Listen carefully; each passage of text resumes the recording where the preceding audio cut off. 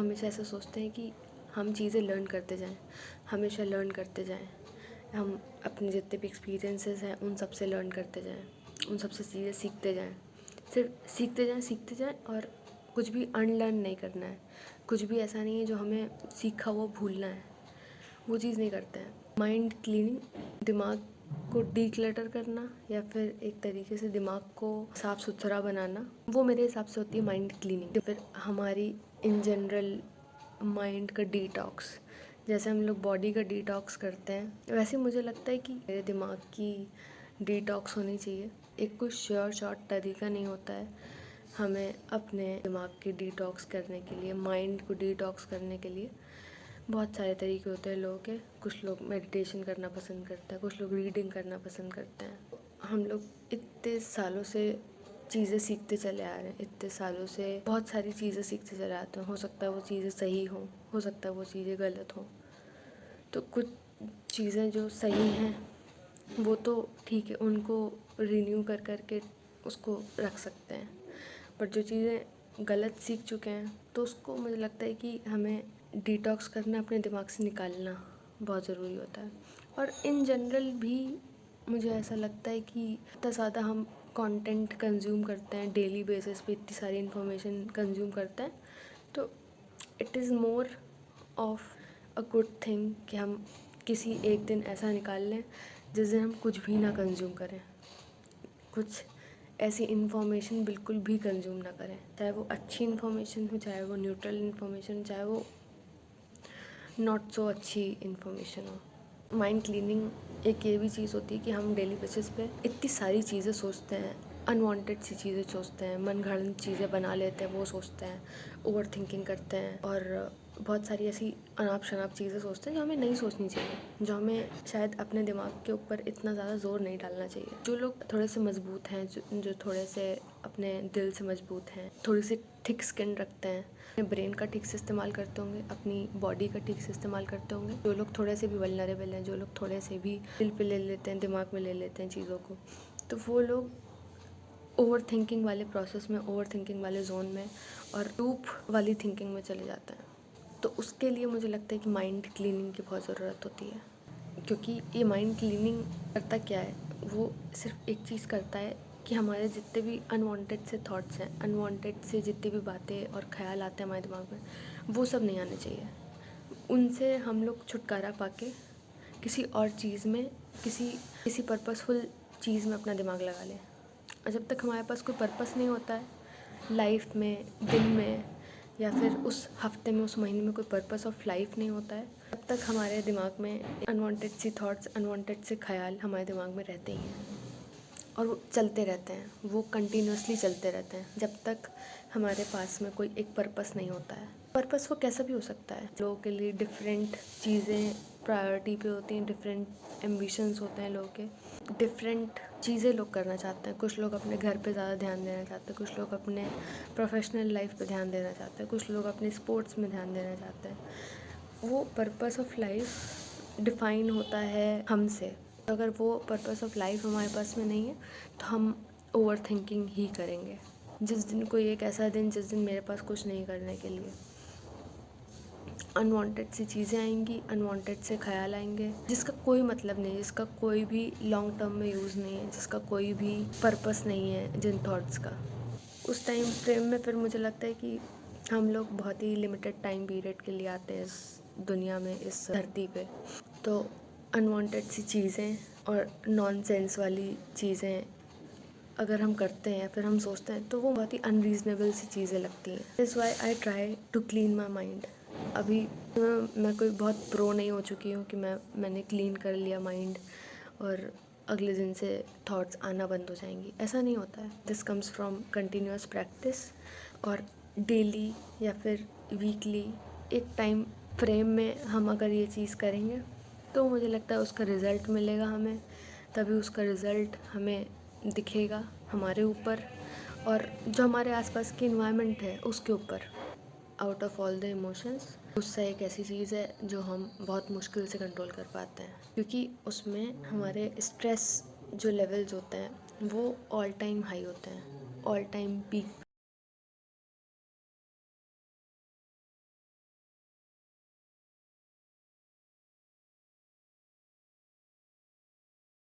क्योंकि वो जो एंगर हो रहा है वो ट्रिगर किन किन चीज़ों से होता है वो शायद हमें पता होता है। वो जो ट्रिगर्स आते हैं उस गुस्से के लिए, तो वो बहुत ही शायद छिपे हुए कारण होते हैं, बहुत ही छिपे हुए उसके पीछे रीज़न्स होते हैं। फॉर एग्ज़ाम्पल, किसी दिन हमें कोई लॉस हो गया, कोई फाइनेंशियल लॉस हो गया, कोई फाइनेंशियली हम स्ट्रगल कर रहे हैं अपने जीवन में, पर्सनली हम अपनी फैमिली इश्यूज़ के साथ अगर स्ट्रगल कर रहे हैं, तो ज़ाहिर सी बात है हमें कोई भी अगर आसपास में आएगा तो हमें गुस्सा आएगा।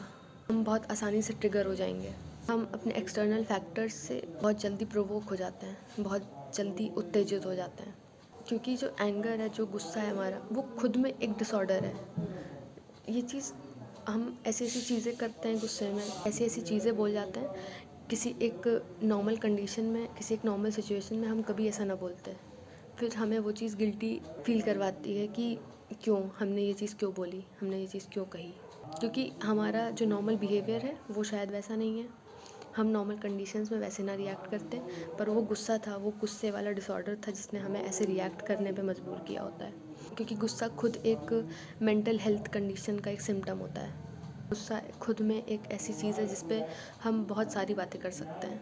वो एक अनएंडिंग टॉपिक है। तो इसीलिए अगर हम अपने माइंड को क्लियर नहीं करेंगे, इसीलिए अगर हम अपने माइंड का डिटॉक्स नहीं करेंगे, तो हम ऐसे ही अनवांटेड इमोशंस का शिकार होते रहेंगे, अनवांटेड रिएक्शंस का शिकार होते रहेंगे, जिसमें सिर्फ हमारा लॉस है। मैं एक परसेंटेज में बात करूँ तो अगर जब हम गुस्सा करते हैं तो हमारी बॉडी पे इफ़ेक्ट होता है, हमारी बॉडी पे इम्पैक्ट पड़ता है, हमारे दिमाग पे इम्पैक्ट पड़ता है, इन जनरल ओवरऑल हम पे ही इम्पैक्ट पड़ता है। सामने वाले को तो हमने बोल दिया, और ठीक है वो हमारे रिलेशनशिप्स ख़राब करेगा या फिर वो हमारी कुछ और चीज़ें ख़राब करेगा, वो बात की बात है, पर सबसे ज़्यादा अगर इम्पैक्ट पड़ेगा वो हम पे पड़ेगा, वो हम पे ही पड़ता है।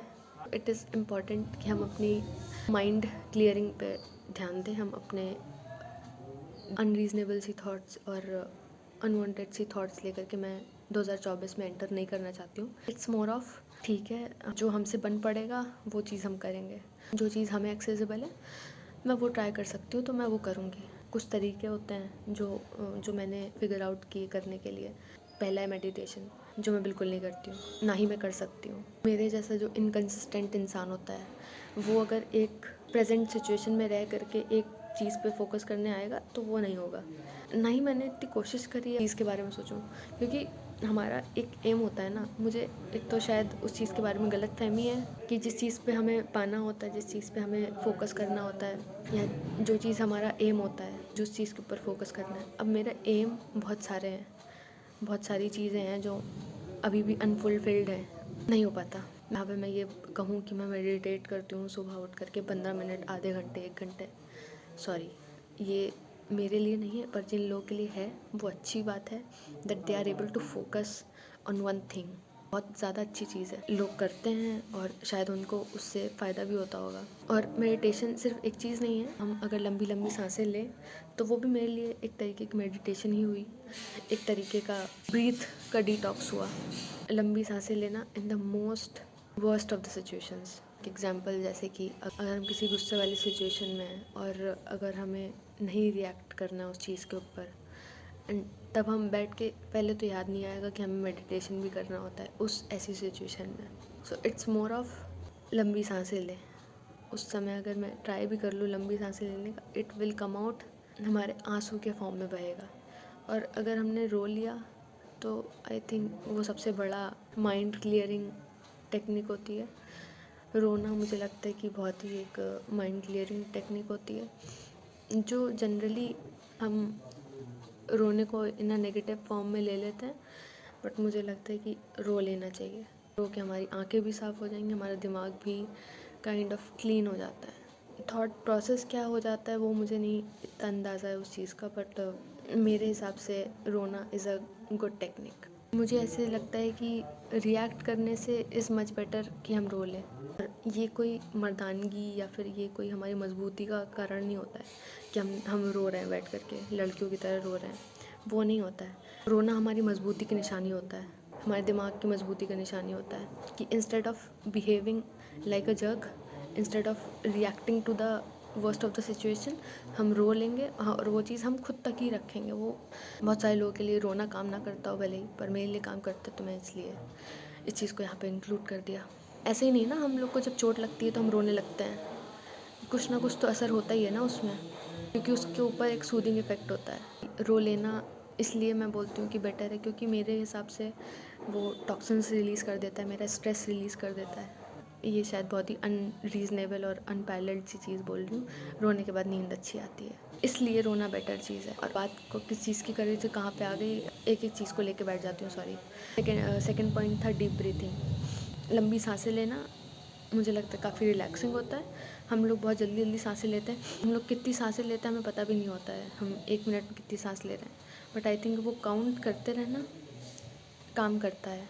अभी से कुछ टाइम पहले मैं बहुत इग्नोरेंट थी, ये डीप ब्रीथिंग क्या होती है, क्यों करनी है ये डीप ब्रीथिंग, क्या होता है ये उससे, हम सांसें ही तो ले रही हैं, तो हम हर समय लेते रहते हैं। It doesn't work like that. जब हम प्रैक्टिस करते हैं तो हमें समझ में आता है, जो चीज़ हम खुद फील करते हैं तब हमें समझ में आता है कि कितना इम्पैक्ट करता है डीप ब्रीथिंग।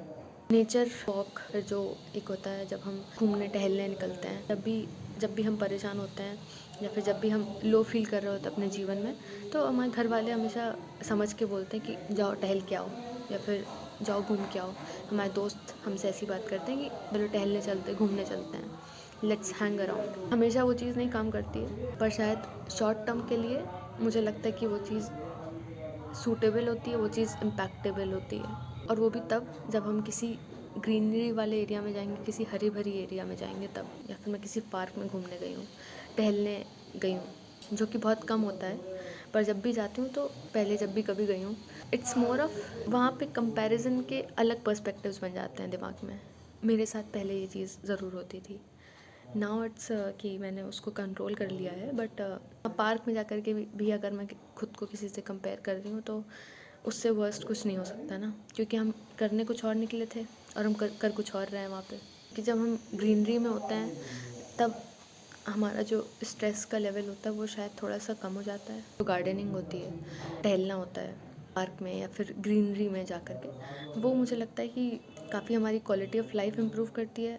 हमारी कैलोरीज तो बर्न होती हैं, कि हमारे एक्सरसाइज हो गई एक तरीके से उसमें। गार्डनिंग ऐसे भी हेल्प कर सकती है, क्योंकि अगर जो चीज़ हम उगा रहे हैं वो हमें खा रहे हैं, तो वो एक रिज़ल्ट ओरिएंटेड दिमाग में हमारे चीज़ आ जाती है, क्योंकि जो चीज़ हम खुद कर रहे हैं और उसका रिज़ल्ट भी हमें खुद मिल रहा है, तो उससे ज़्यादा रिलीविंग, उससे ज़्यादा रिलैक्सिंग कुछ नहीं होता है मेरे हिसाब से। धीरे धीरे उन थॉट्स को भी क्लियर करने की कोशिश करती है जो हमारे अंदर डिसीजन पैरालिसिस क्रिएट करता है। मैं तो डेली बेसिस पे ये चीज़ महसूस करती हूँ कि हम लोग डिसीजन पैरालिसिस में हैं, हम लोग डिसीजन एक ले ही नहीं पा रहे हैं। बहुत सारी ऐसी चीज़ें होती हैं जो लोगों को पता होती हैं, सबको ही पता होती हैं, रीडिंग, पेंटिंग, ड्राइंग, जो भी हमारे आर्टिस्टिक एक्सप्रेशंस होते हैं, हम अगर वो चीज़ में अपने आप को इंगेज रखेंगे तो शायद अनरीजनेबल सी थॉट्स शायद हमारे दिमाग में ना आए।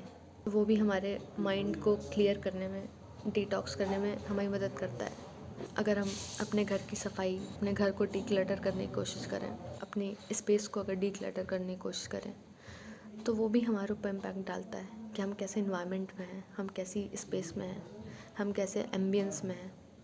कि एक जो क्लीन इन्वायरमेंट होता है वो हमारे क्लीन माइंड में बहुत बड़ा कंट्रीब्यूटर होता है। और एक चीज़ ये भी है, जब हमारा माइंड ठीक नहीं होता तो हमारा शायद कुछ करने का ही मन नहीं करता है ना, कि ठीक है जैसा है वैसे ही पड़ा रहे। चीज़ लोग, जो सामने वाला होता है वो उसको एज अ लेज़ीनेस ले लेता है। होते हैं हम लोग बहुत लेज़ी होते हैं, बहुत आलसी होते हैं, बट उसको सामने वाला उसको सच में आलस की तरह ले लेता है और वो हमारी कामचोरी की तरह उसको ले लेता है। जब सबके साथ होता है ये चीज़, तभी हम अपने दिमाग के साथ मैस करते हैं, तभी हम अपने बॉडी के साथ मैस करते हैं, तभी हम अपने इन्वायरमेंट के साथ मैस करते हैं, अपनी आसपास की स्पेस के साथ मैस करते हैं। तभी इसलिए ज़रूरी है कि हम अपनी पहले स्पेस को क्लियर करें, क्लियर करने की एटलीस्ट कोशिश करें। हमें पता सब कुछ होता है, बस वही है कि हम लोग करते नहीं हैं। हम सबको, कोई मैं बहुत नई और नॉवेल ऐसी अनजानी सी बात, बहुत ही जो आज तक कभी किसी ने नहीं की है, वो मैं नहीं बोल रही हूँ। पता हम सबको होता है, बस वही होता है कि हम लोग करते नहीं हैं। बीट आलस, बीट हमारे खुद के दिमाग के कॉन्स्टेंट्स, हम नहीं करते हैं। बट जर्नलिंग हम सबको आई थिंक कर लेनी चाहिए, क्योंकि पुराने टाइम में लोग ये करते थे। पुराने टाइम में जब अपनी लोग जर्नलिंग करते थे उनकी किताबें बन जाती थी। जो चीज़ें बोलते थे, जो चीज़ें देखते थे, एक्सपीरियंस करते थे, वो सब इन्फॉर्मेशन को उस जर्नल में ही ट्रांसफ़र करते थे। तभी आज उनकी इतनी सारी किताबें, इतने सारे टेक्स्ट, इतने सारे रिलीजियस कल्चरल टेक्स्ट हमें मिल चुके हैं, क्योंकि उन लोगों ने उस चीज़ को लिखा था, अपने एक्सपीरियंसेस को लिखा था, बहुत ही क्रिस्प और एलैबोरेट मैनर में लिखा था। तभी वो चीज़ हमारे पास है, तभी उनके एक्सपीरियंसेस हमारे पास हैं, तभी उनके एक्सपीरियंसेस से हम अभी सीख सकते हैं। हमें क्या करना है, हमें तो सिर्फ अपने थॉट्स को ही लिखना है, और लिखना है not in the note pad, not in the one note mobile के नोट्स में। लिखना इस वो पेन पेपर उठाना, वो एक्ट करना, उसमें शायद कुछ तो सूदिंग चीज़ होती है। तभी पेन को कंपेयर करा जाता है तलवार से। पेन में जितनी ताकत है वो तलवार से भी बड़ी ताकत है उसके अंदर। On a personal note, journaling पे बहुत सारी बातें हो सकती हैं। इमोशनल इंटेलिजेंस को बूस्ट कर सकता है, हमारी मेंटल हेल्थ को बूस्ट कर सकता है, मेमोरी को बूस्ट कर सकता है। हमें बचपन में बोला जाता था लिख के याद करो, क्योंकि वो तरीका इफ़ेक्टिव था, इसीलिए बोला जाता था। जब स्कूल में पनिशमेंट मिलती थी, अगर कोई चीज़ गलत कर दी है तो टीचर्स क्या करते थे, एक चीज़ को 10 बार लिखने के लिए दे देते थे, सो दैट हम भूलें ना उस चीज़ को। वो तरीका इफ़ेक्टिव था कि नहीं, बट उनका जो पर्पस था वो शायद सही था याद कराने का, क्योंकि दे वांटेड कि हमारी एकेडमिक परफॉर्मेंस उससे बढ़ जाए। होती थी कि नहीं वो तो मतलब दूसरी बात हो गई। टीचर्स अपने एंड से शायद सही करने की कोशिश कर रहे थे। आई ट्राई कि मैं अपने एक्सप्रेशंस उसमें लिखूं, अपने आप को एक्सप्रेस करूं उसमें, बट कभी कभी ऐसा होता है क्या लिखूं, कुछ है ही नहीं दिमाग में, कुछ है ही नहीं, ब्लैंक हूँ मैं बिल्कुल। तब भी हम काफ़ी कुछ लिख सकते हैं। हमें गुस्सा किन बातों पे आता है, हमें क्या चीज़ बॉदर करती हैं, डेली लाइफ में हम क्या अचीव करना चाहते हैं, सब चीज़ें हैं लिखने के लिए। कभी कभी हम ऐसे क्वेश्चंस होते हैं जो हम अपने आसपास के लोगों से पूछना चाहते हैं पर नहीं पूछ पाते हैं। हम वो सब क्वेश्चंस लिख सकते हैं। हमारे पास कोई भी आइडिया आ गया, हमारे दिमाग में अनगिनत चीज़ें चलती हैं।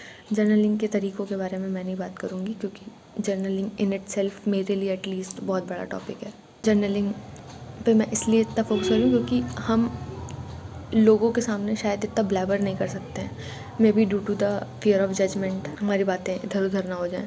तो इसीलिए जर्नलिंग हमें हमारे माइंड को क्लियर करने में बहुत ज़्यादा ही हेल्प करता है। प्रैक्टिकली शायद ट्रस्टेड और tested form of mind clearing है ये, मेरे लिए एटलीस्ट। उसका जो मैंने इंटरप्रिटेशन जो मैंने समझा वो यही है एक तरीके से कि हम लोग अलग ह्यूमन बींग्स हैं, हम लोग अलग इंसान हैं, तो हम लोग के जो इंटरप्रिटेशंस होते हैं वो अलग अलग होते हैं। बुक है एसेंशियलिज्म नाम से, उसका जो भी मेरा इंटरप्रिटेशन था तो उसमें वो इसी बारे में बात करते हैं, एसेंस ओवर नॉन एसेंस, कि क्या चीज़ हमारे लिए ज़रूरी है और क्या चीज़ हमारे लिए नहीं ज़रूरी है। इस चीज़ के बीच में अंतर करना हमें ज़रूर ही आना चाहिए। ऐसी कौन सी चीज़ें हैं या ऐसी कौन सी बातें हैं जो हमारे लिए कंट्रीब्यूटर बनेंगी उन चीज़ों में जो सच में मैटर करती हैं, जो सच में आज मैटर करती हैं और आगे भी लॉन्ग टर्म में जाके मैटर करेंगी। और अगर ये डिफ्रेंशिएट कर लिया तो बाकी सारी चीज़ें फिर एलिमिनेट हो जानी चाहिए। हमें सेलेक्टिव होने की इम्पोर्टेंस को समझना पड़ेगा कि किन किन चीज़ों में हमें अपना टाइम, मनी, एनर्जी और रिसोर्सेज इन्वेस्ट करने हैं। नॉनसेंसिकल चीज़ों में, अनरीज़नेबल चीज़ों में अपना टाइम, एनर्जी इन्वेस्ट कर रहे हैं तो वो हमारे लिए ही लॉस है। जैसे ही मैं हमेशा बोलती हूँ लिमिटेड टाइम है हमारे पास में, और अगर वही टाइम हम फालतू की बातों में और बहुत ही छोटी छोटी बातों में अगर लगा देंगे तो टाइम हमें पता भी नहीं लगेगा कहाँ चला जाएगा। जैसे कि 5 साल अभी जो चले गए 2018 से 2023 भी ख़त्म होने में आ गया है। कैसे ख़त्म हो गया है हमें नहीं पता लगा है, हमें नहीं उसका अंदाज़ा लगा है, क्योंकि आधा टाइम हम लोगों ने रील्स और आधा टाइम हम लोगों ने नॉनसेंसिकल बातें कर के ही निकाला है। इसीलिए हमें सेलेक्टिव होना बहुत ज़रूरी है अपने डिसीजंस में, अपने इन्वेस्टमेंट्स में। हमने बहुत बार ये चीज़ सुनी है, नो मीन्स नो। तो किन चीज़ों को हमें ना बोलना है, नॉन एसेंशियल चीज़ें हैं, जो अनावश्यक चीज़ें हैं, जो इतनी इम्पॉर्टेंट नहीं है अभी फ़िलहाल हमारे जीवन में, उन चीज़ों के लिए हमें ना बोलना सही में आना चाहिए। ऐसा भी नहीं है कि हम हर चीज़ के लिए ना बोलना शुरू कर दें। कभी कभी दूसरा इंसान जो दूसरा हमारे सामने होता है उसका पर्सपेक्टिव बगैर समझे हम ना कर देते हैं, वो चीज़ भी नहीं होनी चाहिए। और जो नॉन एसेंशियल चीज़ है उसके लिए भी ना बोलना आना चाहिए। दोनों चीज़ें बैलेंस आउट करके ही शायद हम जीवन जी सकते हैं सही से। ये चीज़ हमें पता होनी चाहिए कि किस चीज़ को ना नहीं करना है और किस चीज़ को ना करना है। सिर्फ ना ना करके भी हम नहीं रह सकते हैं और सिर्फ हाँ हाँ करके भी हम नहीं रह सकते हैं। जो चीज़ें शायद कोई और बोल रहा है उन्हें सुनना भी आना चाहिए। हो सकता है वो सही हो। वो बुक एक यही प्रैक्टिकल एडवाइस देती है कि जो नॉइज़ है, जो शोर है हमारे आसपास का, जो भी नेगेटिव थॉट्स हैं, जो नेगेटिव लोग हैं या सिचुएशंस हैं, इन्वायरमेंट है, उसको काट करके हम कैसे अपनी लाइफ में फ़ोकस करें। उन चीज़ों पे फ़ोकस करें जो इम्पॉर्टेंट हैं, जो हमें फुलफ़िलमेंट देंगी या फिर जो हमें खुशी देंगी, जो हमें सक्सेस देगी। उन चीज़ों पे हम कैसे फ़ोकस करें। डिजिटल एरा में हमने अपने जो सोशल कनेक्शंस हैं वो शायद डिजिटल लेवल तक ही सीमित कर दिए हैं और we don't just understand the importance of social connection जो हम रियल लाइफ में बनाते हैं। जो टाइम हम अपने फ्रेंड्स के साथ, फैमिली के साथ, कलीग्स के साथ, जो टाइम हम ह्यूमन लेवल पे ह्यूमंस के साथ बिताते हैं, वो शायद कहीं पीछे छूटता जाता है और वो हमेशा पीछे ही रह गया है शायद। तो उसकी इम्पोर्टेंस हम नहीं समझ पाते हैं। जो पॉजिटिव सोशल इंटरेक्शंस होते हैं वो शायद ह्यूमन लेवल पे ही होकर जाते हैं। जो एक इमोशनल सपोर्ट मिलता है वो हमें हमारे डिजिटल फ्रेंड्स नहीं देते हैं भाई। ये कैसे काम भी करता है कि अगर हम लोनली फील कर रहे हैं तो हम डिजिटली लोगों से बात करेंगे, सोशल मीडिया पे लोगों से बातें करेंगे तो हम शायद वैसा ना फील करें। जब तक हम ह्यूमन वॉइस, ह्यूमन कांटेक्ट में नहीं आएंगे तो वो लोनलीनेस और वो इमोशनल सपोर्ट हम कभी भी नहीं पाएंगे। वो ब्लैबरिंग, वो बक जो बातें हम करते हैं, जो हमारे माइंड क्लियरिंग में, जो हमारे माइंड डिटॉक्स में हमारी मदद करने वाली हैं, वो हम डिजिटली लोगों से बात करके कभी नहीं कर पाएंगे। जब तक हम लोगों से face to face, one to one communication नहीं करेंगे। इसीलिए ह्यूमन कांटेक्ट, ह्यूमन टच हमारे जीवन में ज़रूरी होता है, क्योंकि हम सोशल एनिमल्स हैं। सोशल एनिमल्स हैं इसका मतलब ये नहीं कि हम अजीबोगरीब लोगों को अपने पास में ले आएं, अजीबोगरीब लोगों को अपने जीवन में शामिल होने दें। वो लोग जो हमें सही लगते हैं, जो हमारे लिए सही हैं, जो हमारे लिए मैटर करते हैं, वो लोग हमारे आसपास में होने चाहिए। वो हमें मदद करता है माइंड क्लियरेंस में, ब्रेन डिटॉक्स में। वहीं पे काम करता है बीइंग सेलेक्टिवली सोशल। जो हमारा ग्रुप, जो हमारा सर्कल है वो भले ही छोटा हो पर उसमें ऑथेंटिक, जेन्युइन लोग होने चाहिए जो हमारे लिए अच्छा चाहते हो, जिनके लिए हम अच्छा चाहते हैं। वो चीज़ें वाइस वर्सा होनी चाहिए, ना कि ऐसे लोग।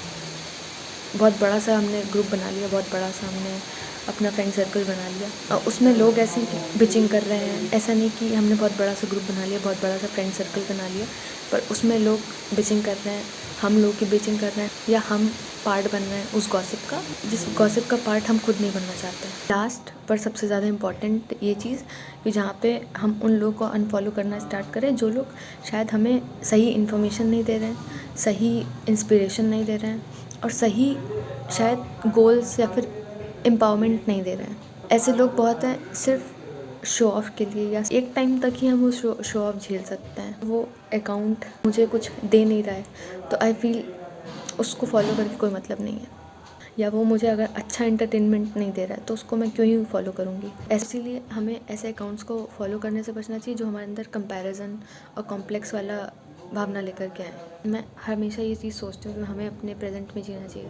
हम लोग ये चीज़ें जानते हैं फिर भी हम वो चीज़ करते हैं कि हम लोग अपने पास्ट को लेकर के बैठे रहते हैं, उस पास्ट के अंदर स्टक रहते हैं, उन पास्ट की थॉट्स में स्टक रहते हैं। इस चीज़ पे हम अपना ध्यान ही नहीं दे पाते हैं कि हम पास्ट का कुछ नहीं कर सकते हैं। हम सिर्फ अपने प्रेजेंट को शेप कर सकते हैं, हम सिर्फ अपने फ्यूचर को सोच सकते हैं और हम सिर्फ अपना फोकस उन चीज़ों पे शिफ्ट कर सकते हैं जो चीज़ें हमारे कंट्रोल में है। हमारे कंट्रोल में क्या है? हमारे कंट्रोल में है ट्रैवल करना, हमारे कंट्रोल में है ट्रिप लेना, हमारे कंट्रोल में है बहुत ऐसी सारी चीज़ें जो हम राइट डाउन कर करके, हम लिख करके हम सोच सकते हैं कि ठीक है ये चीज़ कर सकते हैं, ये चीज़ नहीं कर सकते हैं। ट्रैवलिंग उसमें से एक है। अगर हम ट्रैवल करने जाएंगे, ट्रिप करने जाएंगे, लोग बोलते हैं कि पहाड़ों में जा कर के अच्छा लगता है क्योंकि हम इन्वायरमेंट के पास पहुंच जाते हैं। अपनी जितनी भी पुरानी, जितनी भी शहर की टॉक्सिक और पोल्यूटेड लाइफ है उससे शायद हम बाहर निकल कर के शायद अच्छा महसूस कर पाएँ, तो वो हमारे क्लीनिंग ऑफ माइंड में मदद कर सकता है। और मैंने ये चीज़ हमेशा पर्सनली महसूस की कि अगर जब मैं ट्रैवल कर रही होती हूँ या फिर जब मैं अगर कहीं पे होती हूँ, किसी अपने शहर से बाहर होती हूँ, तो मुझे समझ में नहीं आता है कि और कोई दिक्कत है भी और कोई परेशानी है भी। हाँ, ये ज़रूरी है कि हमारे हाथ में पैसे होने चाहिए, हमारे हाथ में रिसोर्सेज होने चाहिए जिससे हम ट्रैवल कर सकें। बट अगर हमारे दिमाग में कुछ चल रहा है और दिमाग में कोई परेशानी चल रही है, तो वो हम कुछ टाइम के लिए हमेशा भूल सकते हैं अगर हम ट्रैवल करें तो। ये पता नहीं कहाँ से स्टार्ट करी थी मैंने बात और कहाँ पहुँच गई। इसको वाइंड अप करते हैं अब। नमस्ते।